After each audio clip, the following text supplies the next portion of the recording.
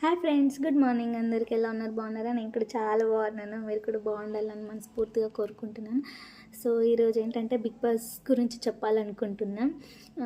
December 1 నుంచి big boss start అవుతుంది కదా, అంటే రేపటి నుంచే.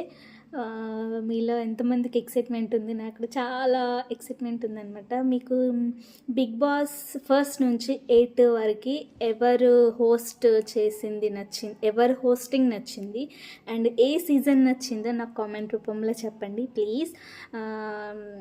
ఏంటంటే మనకు తెలిసిన వాళ్ళు వచ్చినప్పుడు చేంజ్ అయిపోతారు కదా, ట్విస్ట్ అయిపోతుంది అనమాట. మంచి వాళ్ళు చెడ్డ వాళ్ళు అవుతారు, చెడ్డ వాళ్ళు మంచి వాళ్ళు అవుతారు.